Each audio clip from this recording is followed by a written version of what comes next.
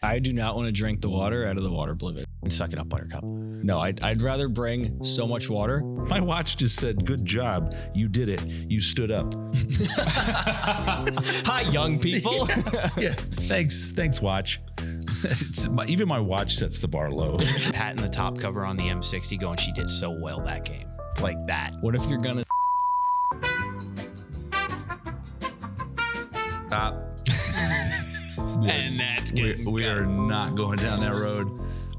Like, what if you... I am not ready to be canceled just yet. Like, holy shit, man. God. What if we drank only a little bit of the poison? We can't use any of that. He's got to bleep everything. Thanks, Anthony. It's okay, bleep it all. Christ. But do MTV bleeps. Do MTV bleeps. I do. Being sick blows. Yeah. Hi, everybody. Welcome to another edition of the Zulu 24 podcast. As always, I'm joined with Anthony from Antech Airsoft Studios. I love it. And It's true. Jordan from Zulu Outdoor. Also, special mention, the snack bar. They sell snacks, hot food, cold food, red food, blue food, me food, you food. The snack bar. Should have been called the snack bar. I do apologize early on. I'm a little bit under the weather with the most annoying half cold ever. So if you hear me do that, I apologize. I do it all the time. Yeah. Only when the door's locked. Yeah. Hey guys, what's up? Not much. It's Monday. It is Monday. It's Monday, my dudes. Monday fun day. Let's talk about gear for the Airsoft player. This is a slippery slope. I don't know. Well, let's see. I tend to find things and use them until they physically degrade off my body because I don't like change and I'm stuck in a box and I'm a boomer. That's true. And I don't want like the new pouch that I put on to get in the way of anything because it'll drive me insane. If I could go back to when I first started, I would get good iPro, good boots, and a Chi-Com, like a $20 Chi-Com. I had one. And if whether you run an M4 or an AK or an SMG, you can make a Chi-Com work. It's just so simple and so cheap, and you don't need anything extravagant. I don't know. Because, like, I'm the complete opposite. I have, like, 4 different chest rigs and 2 different plate carriers. I have a little bit of everything. So, like, the Spiritus style, Haley style rigs, somebody's going to take this out of context. They're like the modern rendition of a Chi-Com. There is actually a modern rendition of the Chi-Com, and yes, you can make one out of an IKEA bag. We've all seen it. But stuff like that is so simple. Like 5 mags, maybe 6, pistol mags, your phone, a snack, radio, water bottle. That's all you really need to carry on the field. You don't even need the radio. You don't even need the snacks because games are only 45 minutes to an hour. Like a couple mags, maybe a pistol mag if you have a pistol. That's all you really need to play here, at least for like an hour. I don't even add stuff like if we go to a Milson West or anything. I don't add anything to my setup. I can't. Once I kind of like distill everything down to like what you actually need for Airsoft. Yeah, and it's really just batteries and BBs. That's true. And anything else just goes in my pack, and that stays wherever we fucking drop them. And I hate change, so. Your AVS has been the exact same for like 6 years. The Chi-Com is like the first version of what is the modern chest rig, I'd say. It kind of set the foundation of what is going to become like the modern chest rig. Maybe. I don't know the whole history on chest rigs because I know it went from like harness kits like the original like World War II rigs to Alice gear. Then all of a sudden chest rigs came around and then you were wearing ballistic plates with it, like stuff like that, like the evolution of gear. I don't know if the Chi-Com was first, but it is one that always gets reverted back to because you can get one for like $20. When I say the first, I mean like how many surplus Chi-Coms from World War II are still... Well, they weren't made during World War II. Oh, no? Cold War? Yeah, they're... Probably Korea. Right. How many of them are still in like circulation though? Surplus ones. My first Chi-Com rig that I got in like 2012 had bloodstains on it. They're like the easiest to find. And just this simple design of them, it's going to fit most people. Even if it fits kind of loose on you, it's still comfortable enough. Like, yeah, and there's like 4 or 5 different versions of it. Like I used to have the SKS one, which fit AR mags better than the AK one. The AK one, if you try to put AR mags in it, they're just like the Airsoft ones are too short. So like you had to put foam blocks at the bottom as like spacers. or extra socks, you know, get multi-use out of it. Yeah, you know? right. Yeah, because like the AK Chicom, which depending on the version you get, it's either 3 mags or 4 mags. So you don't have a whole lot of room. It's literally just 3 or 4 rifle mags, and I think each of them have a grenade pouch on each side. Yeah. It was like the cheapest thing you could mass produce ever. Oh, It yeah. was like 2 pieces of fabric Yeah. and some fucking straps. But what about chest rigs versus plate carriers? I'm not wearing a plate carrier When it comes I have to. when it comes Really? to Yeah, no. when it comes to airsoft, I think plate carriers look cool. And I think if you have the option to put some type of back panel on your plate carrier, or if you want to run some type of relocation for your radio antenna, which you can do with you can do it with cheaper radios like Baofangs, and it kind of makes sense to do it in some cases. Then you have all that real estate on a plate carrier to do that. It's hard to run relocation on a chest rig. Like you might as well, like with a chest rig, if you have a long antenna sticking out, screw it, you know? There's some cool products out there that I think are very airsoft friendly and plate carrier friendly. Like wearing a plate carrier doesn't mean you have to wear real plates, and most people don't. But like they make these ice packs that are like the profile of The ice plates. the ice plates, and you can literally freeze them and it'll keep you cool. But also they have ones that are like hydration bladders. Well, all of them are. Yeah. So the ice plates are an interesting idea. I never got on board with it. You fill it with water, throw it in the freezer, but all of them do have a hydration tube as well. So it's your plate that keeps you cool, but then as it melts from your body temperature, you can drink it. I tell you what, when we were in Georgia, I tell you what. when we were in Georgia for that AMS game at Guardian, I would have to have ice plates in a row to completion.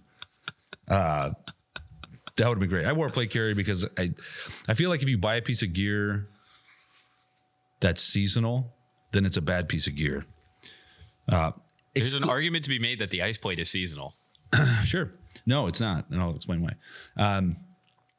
Obviously, jackets and shit, that's different. But you should, when you buy gear, you should buy gear that you can use 24/7, 7 days a week. And I don't mean in some fucking boogaloo shit. I'm talking about airsoft gear. Like you should be able to wear the same kit year round. Yeah. And that's why I wore my plate carrier, because I'm comfortable on a plate carrier. It doesn't bother me. It's not more or less, like when I do have a chest rig that I wear every once in a while, but it's not more or less comfortable to me. It's the same. Yeah, but your chest rig, you just use as a placard on your plate carrier. No. I have a separate, that okay. multicam one. I don't know what it is. I got it from Sean. Oh, Years ago. It's a Haley. I like modular setups. So like I like I have an AVS. I haven't gotten a dedicated AVS flap because I would much prefer to just clip on a placard. Yeah. That way for airsoft, right? If I run my M4, I have a placard that will use M4, that'll hold M4 mags. If I ever wanted to run an SR25 and have 308 mags, You can just take the insert out. you can change the placard. Or you take the insert out. I think the foundation is super important. And I'll tell you, I spent more money over the years to avoid buying a $700 AVS than if I just bought a $700 AVS when I knew that that's what I really wanted. Buy once, cry once is real for gear. Sure. But back to the ice plates, it's not seasonal because in the summertime you can use it. I'm sorry, in the wintertime you can use it for hydration. So you're saying just put water in it and don't freeze it. Sure. If you live in an area where it's going to freeze anyway, then don't use them. But the only downside I see with that is that as you drink the water, the weight's going to decrease. Yeah. So you're going to have some imbalance with your plate carrier. But other than that, dude, I think it's a great idea. And I would have killed a man to have it, just to even if you could barely feel it through the material of the plate carrier. It was like 96 degrees with Yeah. 80% humidity, man. It was rough. I have experienced games like that. I can understand that. Yeah. Most of, like, I have like 3 chest rigs I bounce back and forth with, and like 2 plate carriers. And I think that chest rigs by far are more comfortable than plate carriers, just in my opinion. Yeah. The only reason I opt for a chest rig here more than a plate carrier is because I can carry more ammo with that chest rig. I think your plate carrier is uncomfortable because you have too much shit on it. You've got GP pouches and you've got fucking everything. Because both of my plate carriers are set up for Milsim West games where I need to carry a little bit more than just ammo and water. I will say that not chest rigs, but like harnesses Yeah. are nice. Yeah, so the Grom harness is super comfortable. I like that one for Milsim West games like what we went to in May, where it's a woods ball game. There's no buildings. It's all just rolling hills. Because what you can do there is pack the majority of your sustainment gear across that harness rig so it evenly distributes it. Then you can use a smaller ruck because I don't care what anyone says. Every ruck is uncomfortable after the first mile. Sure. After So that, if I can spread that load out and make it a little bit more comfortable, I'll do that. Like on that rig, I have 2 PKM box mag pouches. I don't carry a PKM, but each one of them is filled with something different. So like water and food on one side, and then like cooking wear and intel stuff and like emergency cold and wet weather gear in the other. So it balances the rig. Rifle mags in front of that, and then in the butt pack you can have your sustainment kit. So like that is awesome for an MSW game. That's far too much to play here. yeah. When it comes to play here, like I have the Plat Attack chest rig. The way I have that set up, I can carry 12 rifle mags, which for the boss unit, I went through 11 of them yesterday during Full Field Conquest. Even ops here that are like all day, Yeah. and there's no like, it's an all day thing. Yeah. There's no like lunch break, you know. You still don't really need that much. No, you don't. No. But then when it comes like circling around, because Dave said you have all this shit on your plate carrier, when we go to games like at Guardian Center for MSW, you're limited on ammo, but you're not limited on the amount of grenades you can carry. So like my AVS in its current configuration can carry like 18 tag grenades. It's so much. Right, but So we're never much. going to have to worry about running out of pyro if I have 18 frags on me. It's so much. And then I always get thrown into the squad leader role because no one else wants to deal with radios. So I'll deal with the radios. So now I got 2 radios, 18 grenades, but still only 4 rifle mags. For playing at Zulu, that's not enough ammo for me. The Plat Attack chest rig with 12 mags, that's enough ammo for Full Field Conquest. How many airsofters have you seen where they'll have a plate carrier with the placard and all the pouches on their cummerbund, and they have a thing on their back, and they have a belt rig. They have a crazy belt rig with drop leg molly I'm also of pouches the on their opinion that legs. I hate the modern day combat belts. Yeah, mine's pretty naked, dude. Mine has like my pistol holster, which I never play with a pistol anymore, and like, and a, what do you call it? It's like a fanny pack, Yeah, fanny pack. like a fanny pack, and I don't use it No, so like very much at all. the reason I go on with that is like I understand the logic of like your first line gear, your second line gear, like on the real side of it. I understand that concept. With Airsoft, I have yet to find a belt rig that's comfortable to wear for 24 hours in conjunction with a plate carrier without it like causing your pants to sag down or getting uncomfortable on your hips. Like I've yet to find one where it's super comfortable because they keep getting thinner and thinner. So it's just putting all of that same weight on a smaller point of pressure, and then it's just uncomfortable. So when I was in the military 20 fucking years ago, we got issued the FISB kit. Okay. And part of that kit was a belt setup. And it was thick. It was probably 3 or 4 rows. What time period was this?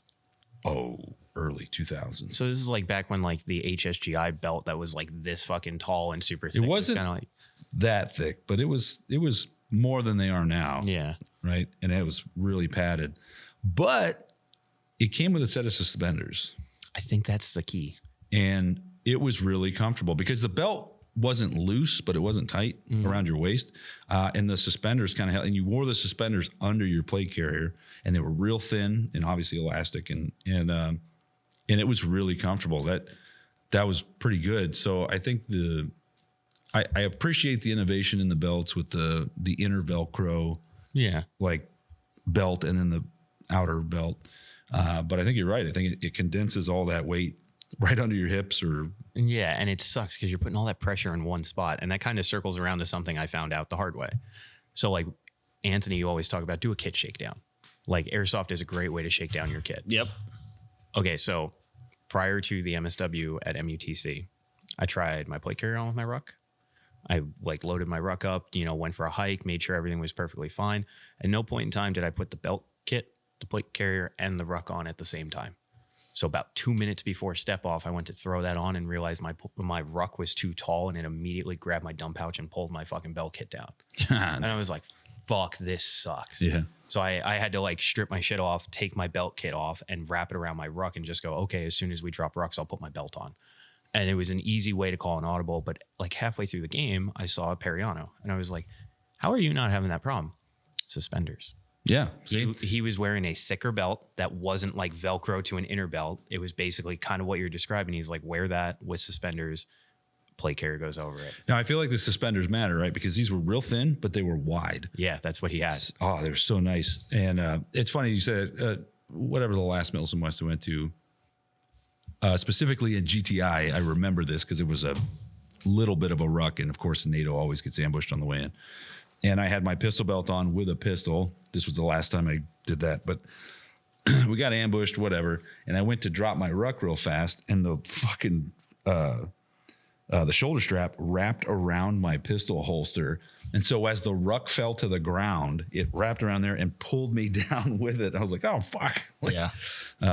That's the shit. That's the shit airsofters need to do. Well, I guess, I don't know, if you're going to main Milsim West or any event that's longer and you're going to carry a ruck, you should practice ditching that shit. Yeah.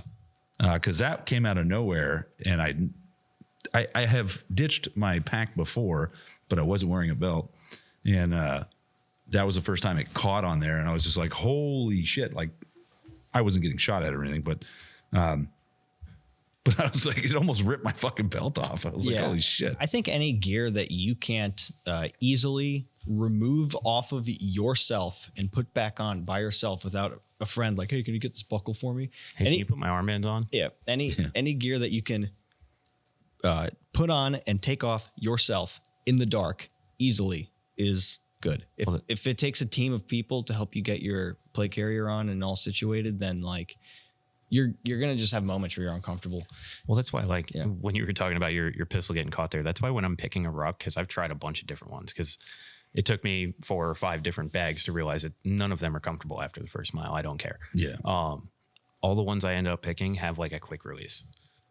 So that But then you have to be able to put it back together. Yeah. Yeah. So I make sure it's a simple one. Like my Osprey ruck is just 2 buckles.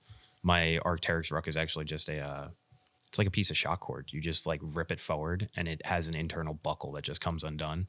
And the straps separate from right here, just like top and bottom, and it falls off. the Alice packs have a similar thing, but it's a bitch to fucking put it. And then you imagine in the rain at night under nods or under red light, you're like, what the fuck? Yeah, both the Osprey and the Arc'teryx one are easy. It's just like clip it back together and it's good to go. The Arc'teryx one has a little button to lock it if you don't want it to come undone. But because that has happened to me too. Yeah. You go to take your ruck off real quick, it like snags on either your pistol on this side or whatever rifle mag you have on your belt on this side, and then you lose the mag too, and you're just like, fuck. Yeah. Well, the first MSW I did, and you were helping me get situated, I bought like the first Philby ruck Yes. I found on eBay, and I spent way too much on it. But it came with the assault pack. Hated the Philby ruck, super uncomfortable. Yep. Ended up selling it to Edgar because he wanted it, and then I still keep the assault pack. I'll use assault packs are good. I'll use the assault pack, 3-day assault pack, as a ruck before I'll use that Philby ruck. So Nick did that one time. He, for a ball car game, and I thought at the time that was impossible to do. I now realize it is if you have the right kit. He was able to use a Philby assault bag as a ruck for an entire game. And as long as you pack light, and don't bring too much shit you don't need, yeah, you can do that. It'll be fine. My first Milson West at Ball Car 1, I used a 3-day pack. Yeah. That was my ruck, dude. I will say this, it is heavily weather dependent because that is a big factor in me picking what ruck I'm going to use for what game. And it's like, if it's going to rain, you're going to like, pack more stuff. Like the game we went to in May, I was using a 24-hour bag. Yeah. The game we went to at MUTC, because it was going to be a little colder and I didn't know that the buildings had heat and I didn't know how long the ruck was. I packed a little bit of a bigger ruck, so I had more warming gear. Didn't use 90% of it because, again, the buildings had heat. A game like April, where it's 8.5 miles uphill, but also freezing cold. You're just going to have to suffer with back pain, like shit like that. Yeah. And I will say the last ball car game we did where I used the assault pack as my ruck, it was painful to do the ruck with that. Yeah. Like it's not a ruck. It does not have. There's no frame. There's no frame. There's no kidney pad. There's a section in the back of the Philby 3-day assault pack. It's like really thin. And I don't know if they come with these, but when I got mine used, it had it in there. There was this like plastic sheet that went. Yeah, it's a plastic frame. It's not. It's not even like. It's not like a laptop compartment or a Camelback compartment. It's a thin compartment to put like a bullshit makeshift frame in there. Yeah, it's supposed to be like it's back support ish. I've seen some bags that have. You usually see it on like 24 and 48 hour bags. Actually, my AVS backpack has a carbon fiber frame like that built into it. Yeah, because it's supposed to just give you a little bit of support and keep it rigid. But also, again, like stuff like that, the average airsofter, especially players that play here, that's too much kit. You don't need that for a day of play. Focus more on rifle mags. Yeah, dude. So, God, I hate doing this. Back when I was in the military, oh boy, our second deployment, we got issued. It was an Alice pack, but it was a bigger one. Okay, but it's just a big Alice pack, right? And the very first thing we did was take the frames off and like just store them in a Connex. Like we never used the frame. I'm convinced, like you said, there are packs that are better than others, but after that first mile, none of them doesn't fucking matter. No. Like your shoulders are just going to fucking hurt unless you ruck daily or weekly. I do that. It's still uncomfortable. Like, yeah, it sucks. Rucking is a mental game. It's nice. It's nice to do some test rucks to find hot spots because the hot spots are going to like turn into open sores. You know, if you that's true. Yeah. So if you get rid of hot spots, that's good. You're still going to be uncomfortable. Like you're carrying a bunch of weight and it's going to take a toll on your knees and your back. And as you're rucking, like you're going to be tightening some buckles, loosening other buckles because maybe you spent 20 minutes putting it all on your waist. And now you're like, all right, I'm going to give my waist a rest. I'm going to put it on my shoulders. And then, well, yeah, because a lot of the higher end rucks, they also, I don't know the actual technical term for it. They have, I just call them the pitch adjustment straps. They're up top and you can change the angle of it to evenly distribute the weight in different spots. I fuck with those a lot while we're rucking because again, hot spots, get it off my lower back, get it off my shoulders, shit like that. Because even then, like I took you to the spot I like to use. It's a perfect place in New Windsor. It's a mile uphill at like a 45-degree slope. That's insane. Throw your ruck on and do it. I would have a heart attack. Yeah, 45 degrees. It's pretty good. In fact, I'm down to do that again. So I did it last week. It's all ice right now, so don't do it. Well, like during the spring, we should go out and do it. Yeah, I try to do that once a week. But even then, doing that, I still fucking suck wind on rucks because no matter what, after the first mile, all those bags just suck. They're uncomfortable. Your shoulders are raw. Your hips hurt. Like, no, it sucks. But circling back, I can already hear somebody in the comments like, well, actually, if you just this, if then you your buy hips this Arc'teryx Leaf Ruck. Kid Creep is going to come in and be like, oh, wow. Well, no, I talked to Ryan about it too. He's in the same boat. He's like, I've tried a litany of different rucks and they all kind of suck after a mile or two. Yeah, there's no such thing. I mean, again, you're putting weight on your back. Yeah. There's just no such thing until anti-gravity is invented or whatever the fuck. Yeah, until we can break the laws of physics. Yeah. The less stuff you carry, the less it sucks. Yeah. Oh, sure. But I like to be warm at night. You know, I'm going to carry some more. cold weather gear doesn't weigh that much. Most people, when it comes to overpacking and making their ruck too heavy, it comes in the form of too much food and too much water. I think like my first two, I was the guy that was like, hey man, you gonna eat the rest of that? Well, it's like I didn't pack any fucking food, dude. So the Milsom West tax. Do you have snacks? Yeah, Anthony, do you have snacks? It requires you carry 2 liters of water. They will have water blivets somewhere around. Me personally, from experience, I carry 3 liters of water. I do not want to drink the water out of the water blivets. Fucking suck it up, Buttercup. No, I'd rather bring so much water because like I'll drink it and get hydrated and reduce the weight. Yeah. But when you see someone where you look at their ruck and you're like, how much water are you carrying? Because you pick it up and you're like, this is 100 pounds. And they go, oh, I'm carrying 8 liters of water and I got another 2 in my fucking gear. I'm like, homie, that's a lot of weight. Yeah, that's a lot of weight. Especially when you're in America. Yeah. At a game. Yeah, it's like that. That's excessive amounts of weight. Same thing with food. So like, I'm gonna throw Marco and John under the bus. I helped them for ball car 2. and I had them bring all their shit. Why are you packing 4 MREs? Why are you packing 4 or 5 MREs plus granola bars plus beef jerky plus peanut butter? Like it's too much food. Yeah, but they're comfort items. That's why we stripped the MREs out. You don't need 4 or 5 of those. Keep your snacks. You got snacks? MRE snacks worth keeping. Maybe 1 MRE meal for 40-hour thing. I like 2. And then pocket burgers. Pocket burgers. Yeah, what is it? Nick did a whole MSW with like a mixed or a trail mix. Yeah, bag and just a big bag of freaking trail mix. He had mix. 2 1-gallon bags of mixed or trail mix. 1 in the ruck, 1 in his cargo pocket, and that was all he had for food. And it worked. I like tortilla rolls. You get the tortilla roll; they're like flat, and you pack them up. And I think we should. It's just quick, easy carbs. When we go to the next one, we should bring a microwave and a generator. And just do like pizza bites. I brought my jet boil to Benghazi. Most people don't know that that's shit that we used to do. Yeah. Yeah. Insert the photos of us cooking. The filet mignons. The filet mignons wrapped in bacon Saturday morning at MSW at GTI. Those are so good. For Benghazi, I brought my jet boil, a small little skillet, and I had the leftover steak from the Airbnb the other night. And like Friday night, everybody was chilling. I was like, yeah, cool. I sat there. I made at like 2 a.m. I made myself a little skillet steak, and it was nice. But then I had to carry all that shit. I still laugh about Saratov, Siberia, the breakfast tacos. I remember them. I just don't remember anything. I mean, they were good. They were fantastic. No, I laughed because that game we weren't with Periano. Leading up to that, we had been with him most of the time. We had Chris Bass, and he was like kind of on the fence about us because he had never dealt with us, and we had the fucking RV, and he was like, "Oh, you guys all hanging out in the warm RV? Like you remember that portion at the beginning?" I do. And right around like 4 or 5 o'clock in the morning, Hoffman starts cooking those breakfast tacos. I go upstairs with 2, 1 for him and 1 for Periano. And he's just like, I understand why he likes you guys. Okay, you can hang. Yeah. We carried the weight. Yeah, we had. And now we'll eat it. Yeah, we had raw fucking eggs and cheese. And we rucked in a cast iron skillet just to do that. That game was the only fight, like to take the town at Banter. At Banter. That was the only fight where my heart was invested. Because I was like, I don't want to sleep outside tonight. No.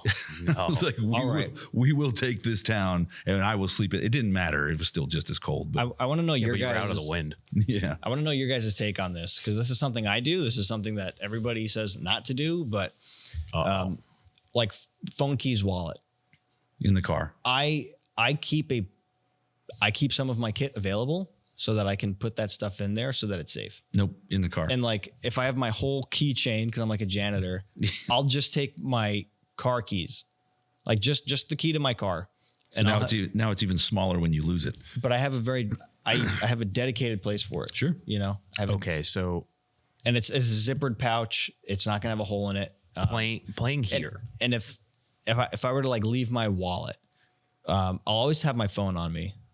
Phone and car key, and then I'll lock things up in my car, and that'll be like my locker, you know? Okay, so playing here, no phone, no wallet, no keys on the field. Don't bring your shit on the field. Here. Because then you have an argument in your head at 9 o'clock at night, and it's a you versus Dave argument, and you're gonna lose, and it's in your own head, and you realize you're fucking crazy. That happened. So, no, don't bring your phone, your wallet, or your keys on the field here. It's an hour. Like, leave your car unlocked. That's okay. Do whatever. Keep your phone and your wallet in your car. If you really have to bring your keys with you on the field because you want to lock your car, put a carabiner clip on the inside of one of your pouches and carabiner your keys to that. That way that it's just like it's locked to your kit. For MSW, I have a dry box that I keep just those 3 items. Yeah, those personal items that if you need to take it with you for whatever reason, I would say put it in a zippered pouch that only has those items. Don't put it in the same pouch you have a grenade. No. Don't put it in any pouch that you're gonna open up while playing Airsoft because the odds of like your key falling out or something like that, you don't want that. No, there's a GP pouch on the back of my AVS right here that has a carabiner clip to keep it closed. That's where my wallet, my phone, and my keys will go if it's a game where I have to have them on me. If we're like at an event where there's 1,000 people and you don't want to leave your car unlocked, kind of shit. Yeah. So I don't leave my car unlocked, but I do not bring any of those things on the field ever. Then where do you put your keys? I don't want to tell you that on the fucking podcast. I have a special place. Okay. And I never. The amount of keys that we've had to look for at fucking 11:30 because it came to a night game and somebody brought their fucking keys out on the field. My favorite was the guy who's like, "Oh my God, I lost my keys," and they were just on the roof of his car. Somebody lost their cat card on the field once. Crazy. Nope. Well, I mean, Nope. even on Saturday, a player lost his phone on the field. And Why? Why did you bring your phone Don't out bring there? your phone on the field. I still laugh about Paul's. Oh my God. So Paul lost his car keys the day we were supposed to be having a ref meeting. Like we were having a ref meeting on like a Saturday night. Yes. So we were all getting ready to leave, and Paul's like, I can't find my keys. So like 5 of us spent an extra hour walking around with him on the field to try and find his keys In the dark. While his it was like 4 or 5 o'clock. Oh, okay. And it was it was summertime. it was spring or summer. While his fiance drove from Pennsylvania to here to bring him his spare key, and we didn't find his car key for another year. Oh yeah. Like we recently found his car key. They pop up. Yeah, and that's why it's just like, don't bring your fucking keys on the field. You know what? I have a lockbox. You guys are too young to remember Al Gore talking about the lockbox, but I have a lockbox. I should just put it out there and be like, hey, if you want your keys to be safe, I'll put them in this lockbox. You know, I just thought of that. Well, so that was. It wasn't a lockbox at the time. We used to just leave our keys underneath the. Remember the lockers and staging? Yeah, I don't want to talk about the lockers and staging. We used to leave our car keys Martin was underneath right. the back of the grenade bin, because like the grenade bin would Yeah. open up. That was where like the refs would leave their car keys. So I thought I had left mine there for a night game, and all of a sudden they weren't there. So I was like, "Fuck, where else would they be? They'd be in my fanny pack on my plate carrier." My fanny pack was somehow open, so I thought I lost my fucking keys on the field. So I remember this was the first night game I had my thermal. So I went back and walked the entire path that I had taken that game looking for my fucking car keys at 9:30, 10 o'clock at night with a white light, sitting there having an argument with you in my head going, it'd be a lot easier to find my car keys if the grass wasn't up to my knee and I could actually see the shiny object. And I hear Dave in the back of my head going, or you don't be a careless piece of shit and lose your fucking car keys. And I go, wow, Dave's right. Oh my God, I just lost an argument in my own head. Oh no, I'm insane. Just to come back down here and find out that somebody had pranked me and they hid my car keys over here in front of the shop. Zulu pranks never end well. Zulu pranks never end well. This is true. No, I'm going to bring up that lockbox, actually. That lockbox. I can't make the joke because you guys don't fucking, you're too young. No. Al Gore was talking about, so Al Gore was running against George Bush for his second term, right? And somebody asked him about finance. I can't remember. It was money. And he was like, so what we're going to do is put it in a lockbox. He's telling the American people that he's going to put money in a fucking lockbox and just lock it. Was fucking wild. Anyway. It sounded like a cheese cave. Oh, dude, it was, Man-bear pig. Yeah, it was crazy. But I forgot I had that. We had that because when we used to do rentals up at the counter, we put everybody's collateral in there. Are you talking about the yellow box? Yeah. Oh, okay. Fucking, hey, if you want to store your keys, we'll lock it up in a lockbox. Yeah. Oh, man. Why were we talking about the yellow box the other day? Oh, Dylan and I were explaining to some of the newer refs that we used to have to do rentals and we used to have the yellow lockbox, and that because some of them never knew that the rentals used to be a part of Zulu. Oh, yeah. Yeah. So glad we got rid of that. Oh, So glad you took it over. Oh, yeah. It's so fun. Fucking hate rentals. Yeah, and then you get to watch the YouTube video of someone throwing your rental across the field like a fucking spear. It's not mine. Mine. I'm glad you don't use like the combat machines as the basic rental anymore. Where the barrels just fall off every 2 minutes. Yeah, those barrels on the combat machines are like 5 pieces, right? And there's different tubes that are held onto each other with grub screws, and they'll always slide off, and then they'll pick it up and put it on backwards. Or upside down. Yeah. Still shoots. Yeah. Yeah, I mathed out one day. I was like, how much would it, because like the G&G gearboxes were still running strong. I was like, how much would it cost just to change every outer barrel? And then you realize that that rail is proprietary to that outer barrel. So you'd have to change the barrel and the rail. And I was like, the price to change out every single front end on these rentals. I'm buying new rentals. What if the rentals just don't have hand guards? It's just an outer barrel and a barrel nut. Next, I'll just buy AKs and paint them gold. Yo, I'm telling you, fucking AKs, man. Those gearboxes. If you had gold AK rentals, somebody would. Yeah, I know. Somebody would. Well, I was thinking about that. Maybe this year we introduced like 10 Sima AKs as rentals. Yeah, why not? Well, because in the Keep them rear wired. yeah, that's the thing in the grand scheme of things, it would have to be a rear wired one so that I don't have to get different batteries. I would have to get extra AK mags because we have a plethora of M4 ones, but not AK ones. AK mags are more picky and more fucking like prone to having issues. So Zip tie the dust cover down. zip tie the dust cover down. That's the thing with an AK, shit just starts falling off. Nice. I think the only issue too is that I think generally you might be able to correct me on this. It's been so long, but don't stock AKs just kind of shoot a little harder out of the box. Some of them, yeah. Yeah. It's the SEMA factory magic. Stock SEMA AKs, the OG ones, they did shoot 400 FPS. they blow my mind. Because mine, the one I specifically bought for Benghazi and dragged through the mud and like put coffee. Rashid. Yeah, when I first got that gun, it was over 400. I was like, holy shit! I had to cut the spring down on it. Those old stock SEMA AKs, for some reason, just refused to die. You know, like the gearbox refused to die. You had to like tighten up your selector switch and stuff. But like when you took it apart and you looked at the parts on paper, none of those parts should give any good compression whatsoever. Yeah, but somehow. Right? But for some reason, they shoot like 400 FPS with 2 5s. Yeah. You know, out of the box, and you can take it apart, look at it, not change the grease, not change anything. Put it back together, and somehow it's gone. Oh, it's like TM pixie dust. Like you let the fucking you let the fairy out, you let the genie out when you open it up. I have not touched my AK since I bought it, and it's in the Connex box right now. I could put a battery in it, and it'll shoot consistently freaking 345. Yeah, like it's a workhorse. It is inaccurate as all hell right now, simply because I've never cleaned the barrel. But I like it that way. Smooth bore Russian surplus AK. Well, yeah, but like I like it like that because it's a very specific purpose gun. It's not. It's almost a showpiece now, but It's when Dave goes op for. yeah. So I want it to be a little less accurate, and I'm not. It doesn't have a sight on it. Like it's just bare bones. Except I sanded all the wood down, and then I dragged it through the mud, and then I put coffee on it just to put some green tape on it just to spruce it up a bit.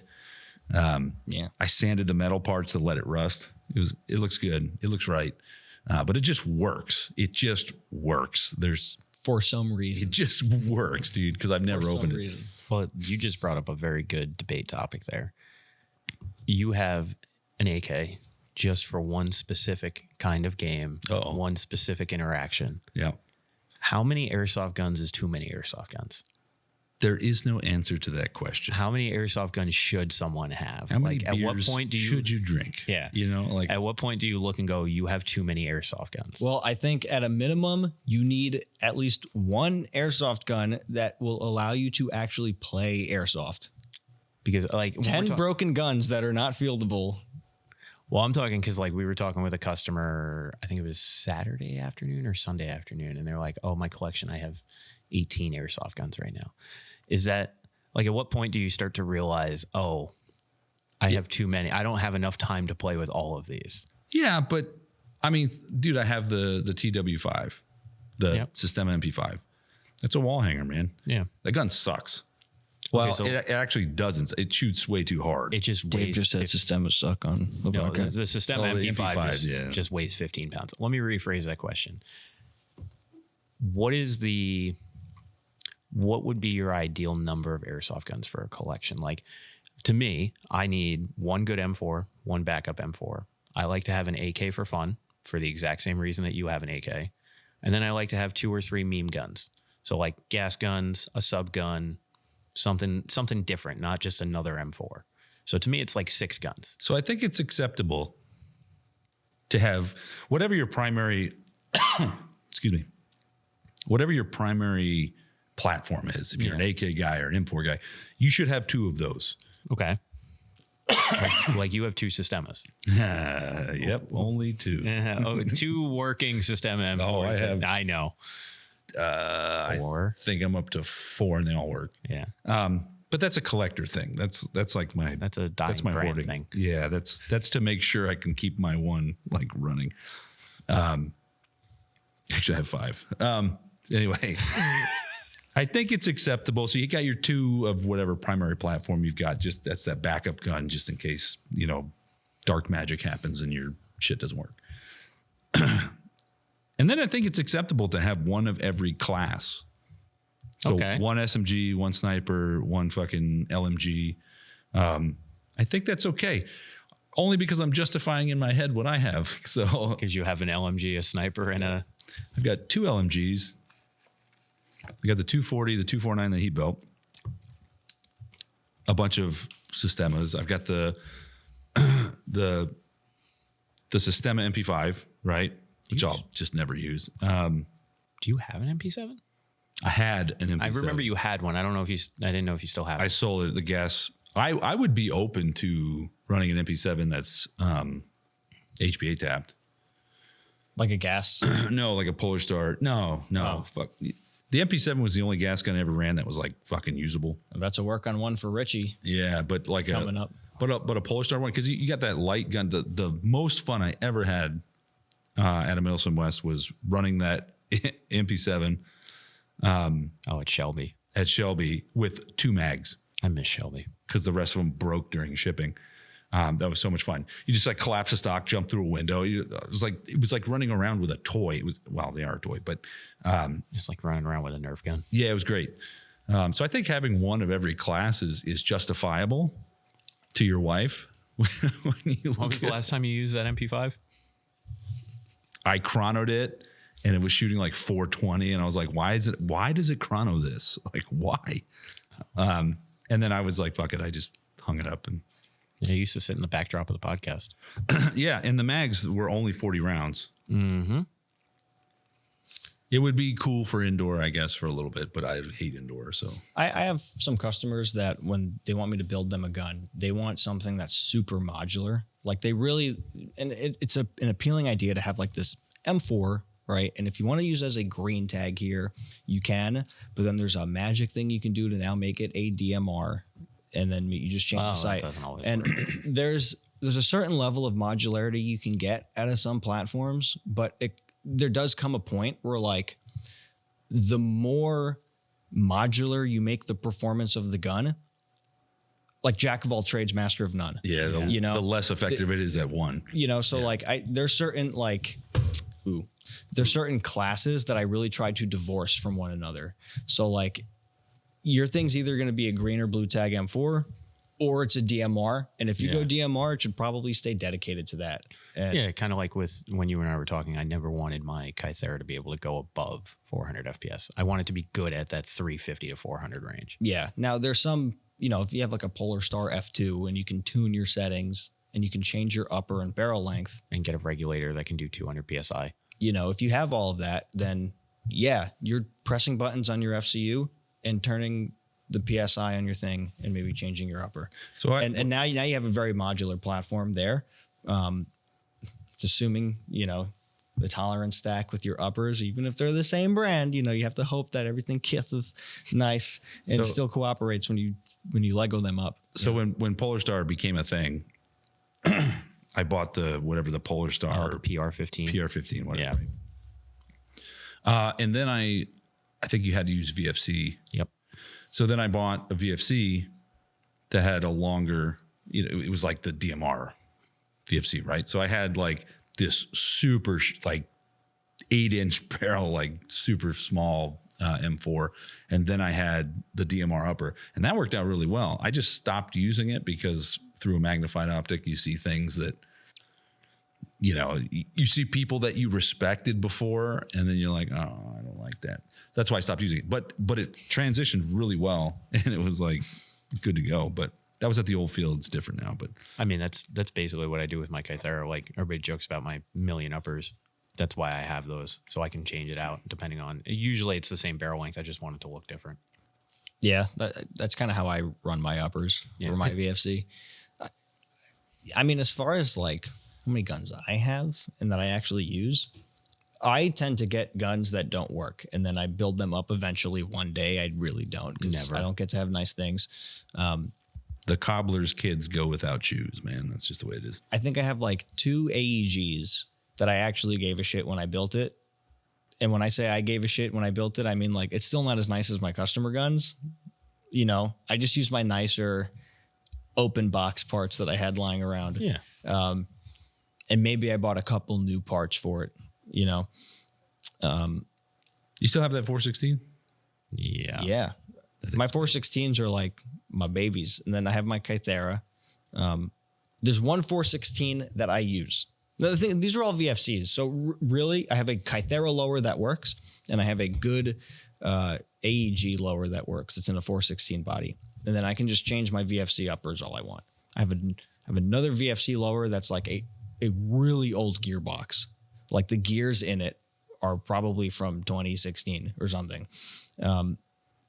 They still run. That's the one you were letting Aurora use. Yeah. That gun, it's shimmed perfectly, but it sounds whiny because the gears are so used that they're starting to like the lash in between the teeth is just increasing as the metal wears off. But I want to run that to the ground like my Subaru. You know, it's at that like over 150,000 miles point where like it's still going to run and refuse to die, but it's going to bitch the entire time. Yeah. Like that's like my Subaru. I have AKs that I really don't care about too much. I am going to maybe build myself an AK that's nice. I built my ERG, except I got knockoff SHS gears, and everything about that build worked really well until the gear exploded. And since it's an ERG, I just have no motivation to take my own ERG apart again and work on it because it's just extra. I have my wife's Galil, which there's still, it's the mags that I still need to work on, making mid cap inserts for them because I just never made mid caps. But I have my featherweight saw that shoots, but I never use it because it's not cursed enough for me yet. Like I don't want to use it till I have a Picatinny stock on it and I have a selector switch and I chop the barrel down to 10 inches. And then honestly, one of my favorite guns, and I'll end it here. I have more guns, but this is where I think it really matters. My NGRS MP5, pretty much stock. I took it apart to fix it because something physically broke because it was one of the older ones that had the issue with the nozzle. And it was the ghettoest fixed. Like my nozzle broke in several pieces because of the issue that those guns have. And I actually just glued it back together with super glue and put it back on, and it still shoots. And it's otherwise stock performance, but a stock TM NGRS MP5. If you go to a Zulu event with a SMG class, that's part of the event. That gun stock out of the box, FPS and rate of fire completely meets the requirement. So you have a gun that will comply with SMG. You can go full auto and it jiggles when you shoot it. And I love that. I love that gun. I could upgrade it. I don't think I'm going to until it breaks. So, and then when you want a gas gun, you come over and ask me to borrow one. Yeah. Yep. I think the answer to the question, how many guns is enough, is there's never enough. Yeah, that's why it was not so much how many is too much, but what's an acceptable amount. And that I think you answered that there. Who are we to tell anybody that they have too much? 30. I don't know. I'm not. I sat there with that customer. He's like, "Do you think I have too many?" I'm like, "Well, I'm not much better than you, man." I will say this: if you have the space to display them, it can look real cool. Yeah, then have at it, man. I mean, I long for the day, well, for two things: me getting an office with a lock on the door and a room for this shit, for like to keep my shit inside, not in the shed, so that Anthony stops bitching about. Or in the bed of your truck. Yeah, or in the bed of my truck for 3 weeks. My box mag melted. Why? It's July. You left it in the back of your truck since. If it can't survive that, then how could it possibly survive? It's been in the back of your truck since April. It is now July. That's why, there needs to be better quality. Not marine proof. So I think if you have a room or space or whatever the fuck to like, not like showroom display them, but make it look good. Yeah, or like just store them appropriately, whatever the fuck. Then have at it, man. Buy them all. Fuck it. Why not? YOLO. Oh my God. Is that what the young kids say? In a while. Oh, sorry. YOLO. I shaved, so hello, fellow young people. I am also one of the bros. Skibbity toilet. Skibbity toilet. Dude, I shaved out. I looked in the mirror this morning and I was like, all I saw was Jack Black. Have you seen Jack Black recently? He's just not aged well. Yeah. And he looks like... my watch just said, "Good job. You did it. You stood up." Hi, young people. Yeah. Thanks, watch. Even my watch sets the bar low. Dave moved his arms aggressively. It thought it stood up. Hey, we're going to count it, baby. That's working out. Anyway, so I looked in the mirror. I was like, Jesus, you're not aging well. Like saying that to me, like, God, you look like you're 50. And I was like, I'll just shave it off. And in my head, I was like, I'll make the joke that I just shaved the gray stuff, which is everything.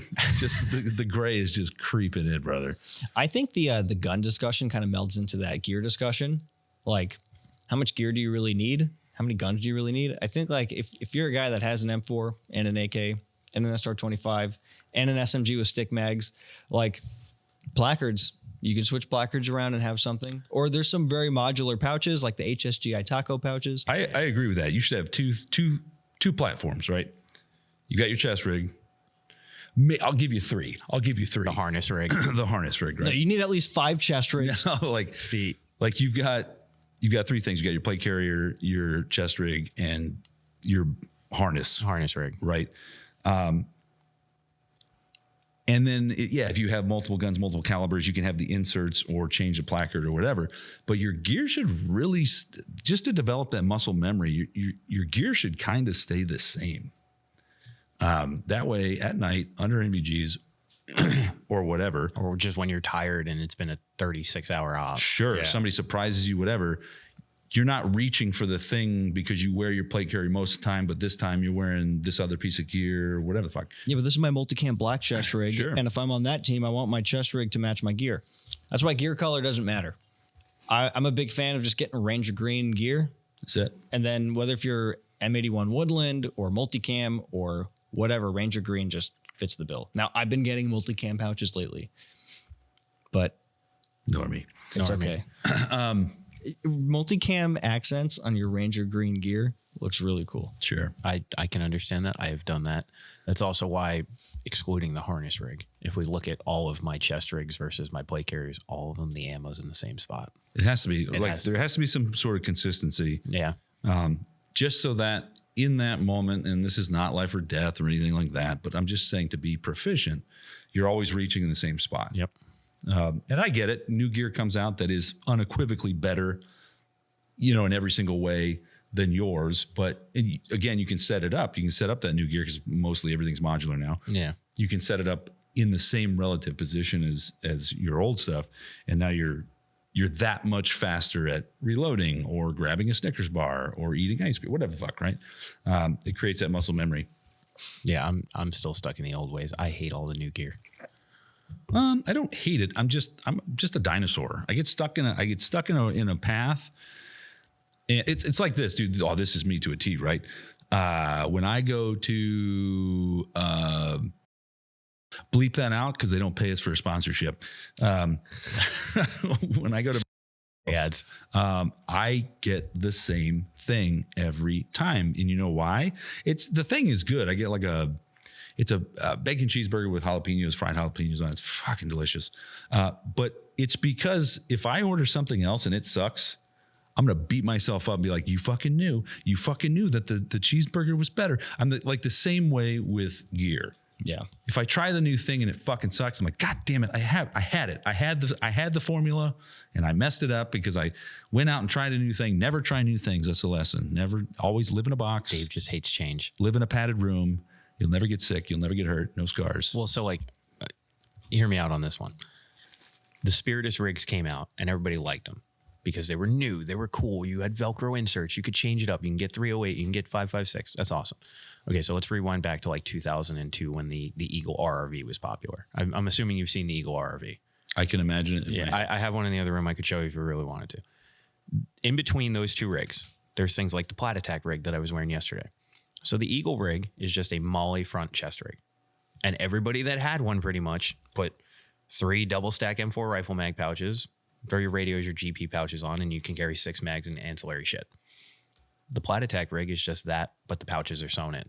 Same shape, same size, 6 rifle mags, 2 radio pouches, and 2 rows of Molly. Then the Spiritus rigs came out, and everyone's like, oh, we need to do lightweight kits. We need to do Spiritus rigs. They're tiny micro rigs like the micro fight shit. And then after about 2 or 3 years, they realized, oh, shit, this is not enough. We need to be able to carry more. So then Spiritus came out with this new upgrade. it's called the Thing 1 and then the Thing 2. And now it's a carbon fiber frame that you mount your plate or you mount your placard onto, so you have extra rows of molly on the side. So now it's people carrying 6 rifle mags, 2 water bottles, 2 radios. All we've done is hide the old gear under a new fling. Like, now they've done that, so they Just can full basically, circle. full circle. They can give you microtransactions in the form of chest rig accessories, because you buy the placard, it doesn't come with any of the inserts. You want the expander flaps, you got to buy them separately. Go on eBay and buy an Eagle RRV for $150 and just buy pouches. You were making fun of me because my unobtainium rig, I basically turned it into a Spiritus rig. Exactly. You just gave yourself microtransactions. Like, oh my God. But Post Malone was wearing unobtainium gear. Post when Malone he was security shooting with team has one of everything cool. Yeah. Grand Thumb, and he was wearing unobtainium gear. And he had quad nods. Oh my God. I actually really like unobtainium gear. I don't knock them for being a bad product or a bad company. I'm just saying they're following the Spiritus mentality, which we've come full circle to. Dudes are taking Cry JPCs again and loading them out with a shit ton of gear when the JPC was meant to be a lightweight jumpable plate carrier. You're taking a chest rig that was meant to be a very lightweight minimalist range chest rig, and now adding extenders and adding more pouches, and the H harness is still paper thin. You can't tell me that's comfortable after 12 hours. I will say this. The one thing that's nice about that, though, is if you want to just downsize it for range stuff, you can take it off the thing, too. Whereas if you have the RRV, it's the big thing all the time. Is it Molly? No. Oh, okay. The Spiritus style chest rigs are all Velcro. It's Velcro everything. Okay, so yeah, you could take it out. If it was Molly, I would have been like, bullshit. Nobody likes undoing Molly. Nobody likes doing Molly. But yeah, I guess if it's Velcro, it's not a big deal. Yeah, it's all Velcro. And, well, the Thing 1 and Thing 2 expanders, those are Molly. But like the main the main chest rig, the micro chest rig, it's all Velcro. The inserts Velcro in, the dangler Velcro's on, the H harness just buckles in. But all you're doing is now just with hiding it behind modularity, giving you the exact same product and charging you 3 to 4 times the amount. Somebody's going to hate that I pointed that out. You know what's funny too is that, like, with this conversation, it kind of dawns on me, like, because I'm a dinosaur and I stay in this one lane, I have no idea about new gear that's like coming out or anything, because I don't need to. I'm just like, I've got my thing. Well, the other new thing is laser cut, and I just think laser cut looks hideous. Yeah, so I've seen the laser cut and I thought the same thing. It's probably great. It's just ugly. But Airsoft is 98% fashion show, and we are so, because of the GWAT, like, we're so accustomed to Molly and the way that it looks, and like we've accepted it socially, and like we're probably at the point where the new generation of airsofters will look at laser cut, be like, that's really cool. Look at us wearing Molly and be like, that's hideous. Why would you? Imagine some nerds getting issued the earliest Chi-Coms and they wanted the newest piece of gear, just to find out that decades later, people are just using Chi-Coms. Yeah, just fancy Chi-Coms. Yeah. Who knows? Maybe in the future, dude, it'll just be like magnetized. Like, you can just literally just pull your like electromagnetic. So you just press a button, turns up, and you just move the shit around. Like, that'd be kind of be even more expensive. Well, and I'm sure there'll be an app. There'll be an app to unlock your pouches.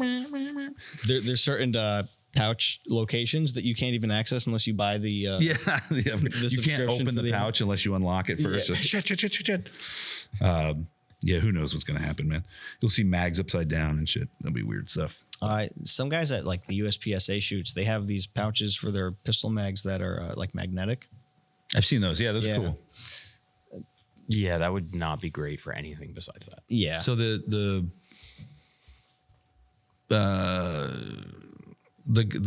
people that I worked closely with in the military had these cool, I don't know why I thought they were so cool. They were they carried a 1911, and they had pistol mag pouches on their belts, but the pistol mag holster was angled out.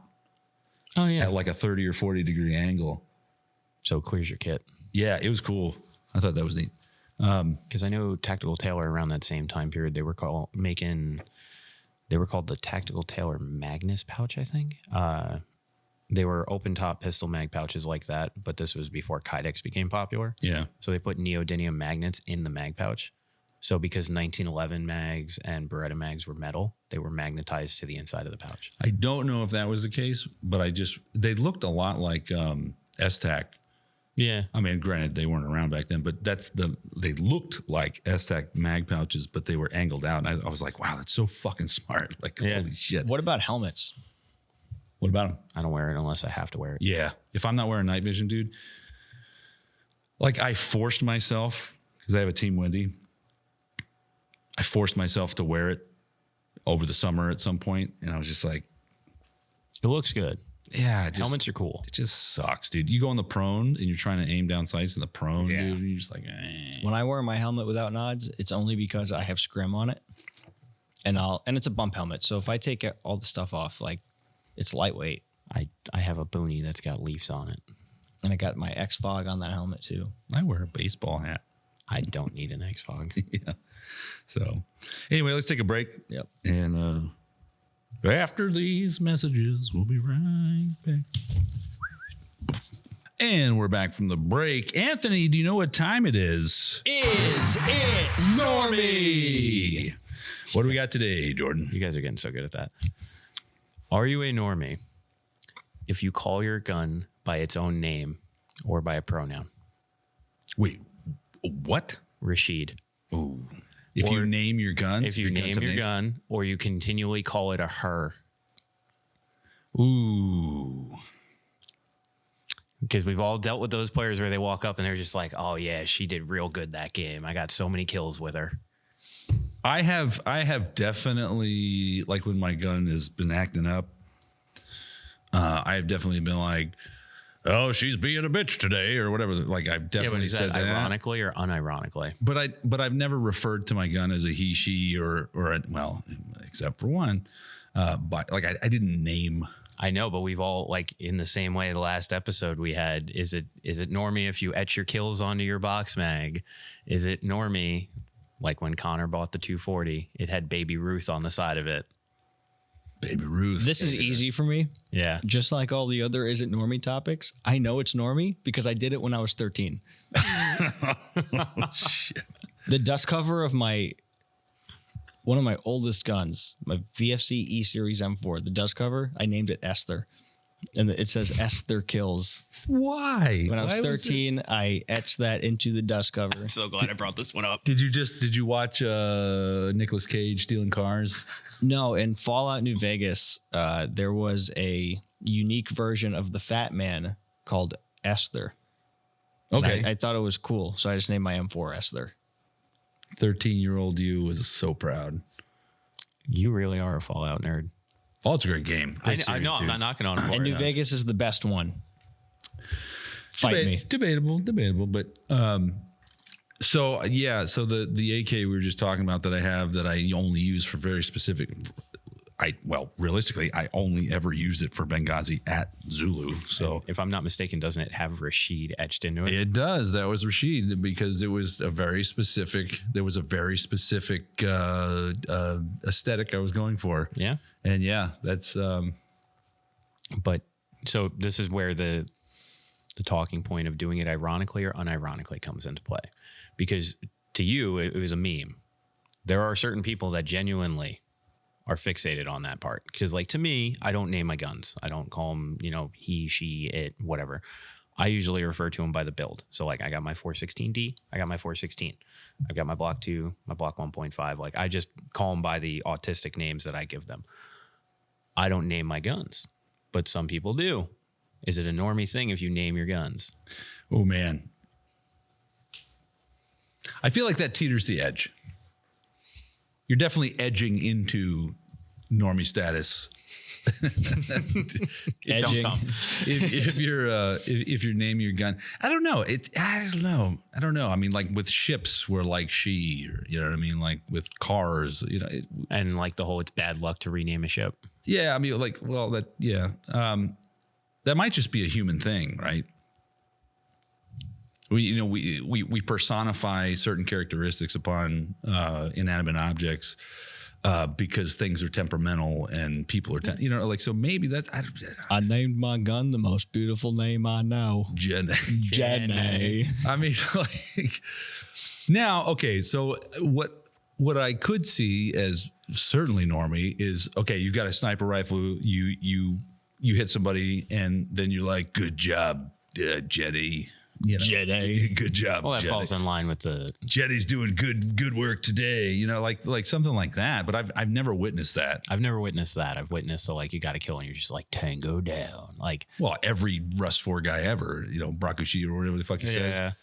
Brakuvit is enemy down. So that's true. You ever be like shooting your gun and maybe it's giving you a little issue? Maybe it's not feeding. You're like, come on, baby. Yeah, you're like smacking it. Come on, baby, feed. Yeah. Oh, all the time. Is that normie? But that's not a name. Or I feel like that's a Not a very. name. I'm specifically getting at the naming of the guns. I think personifying your gun to some level, there's something It's in our DNA. primitive about it. Yeah. Okay. But to give it an actual name, I think that, well, only because I did it with Rashid, but like I think that's okay. But I think if Your op4 character is Rashid. named it Yes. Rashid. Yeah. It was part of the lore. Old reliable. Yeah. Yeah. But I've never seen anybody while playing I have. being like, fucking old Sarah is doing good today. Or like Winston. Oh, I want you to meet Winston. He would be a revolver, by the way. Winston would be a revolver. I'm just Winston's saying. your revolver, and then like Yeah. Martha's your prime. Martha, meet Winston. Winston, meet Martha. We're gonna go on a field trip today. What I have seen is a player that at every waking moment and every opportunity, he was calling his gun a she or a her. And I don't know why after about the 10th time in a 2-minute window, I was just like, man, this is getting a little cringe. Yeah, I guess. It's like patting the top cover on the M60 going, she did so well that game. It's like that. Yeah. What if you're gonna? Stop. And that's getting we cut. are not going down that road. Like, what if you gun? I am not ready to be canceled just yet. Like, holy shit, man. God. Fuck. What if we drank only a little bit of the poison? Like, holy fuck. My dude. gun will. We can't use any of that. He's got to bleep everything. Thanks, Anthony. Okay, bleep Jesus it all. Christ. But do MTV bleeps.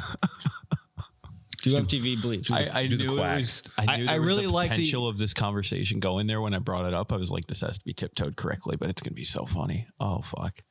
I like the MTV bleeps from the last one.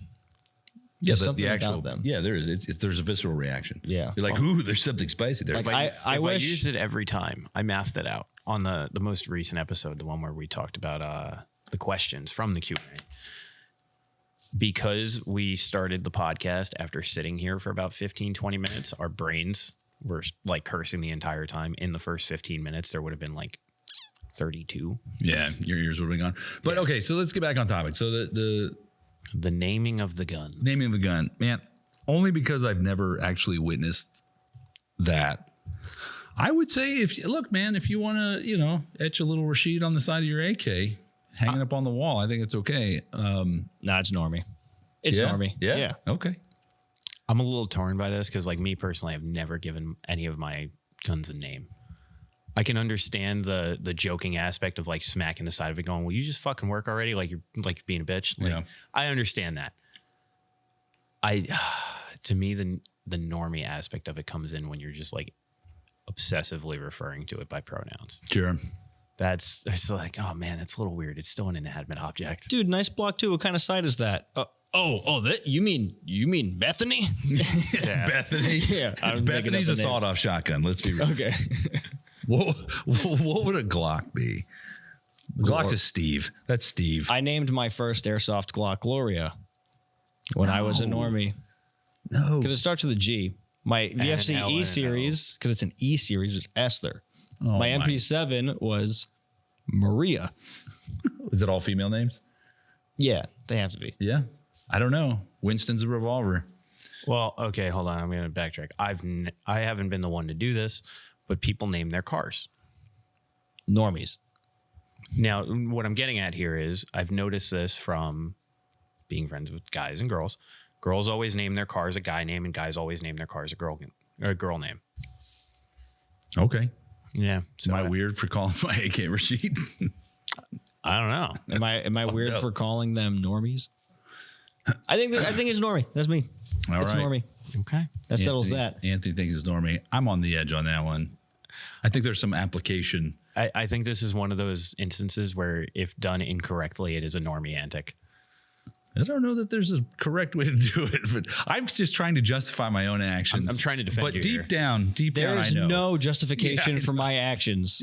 Deep down, I know Anthony's right. I'm just trying to save my own soul. All right, fuck it. It's a normie thing. It's a normie thing. God damn it. All right, with gonna be that, so happy with this. with that, ladies and gentlemen, it's going to wrap it up. Appreciate you guys being here. Please like, subscribe. Also, Zulu has merch on the website. Go to our website, get some merch, stay warm in the winter, and stay cool in the summer with the Zulu merch. Got all your favorite designs, and we're always adding more. Thanks, everybody, for joining us. Wear the Zulu merch at your local coffee shop and have the uncomfortable conversation explaining what airsoft is. Yeah. It's like paintball, It's like but people. All right, with that, good night. God bless. We're out. Bully Grimnir. Bully Grimner.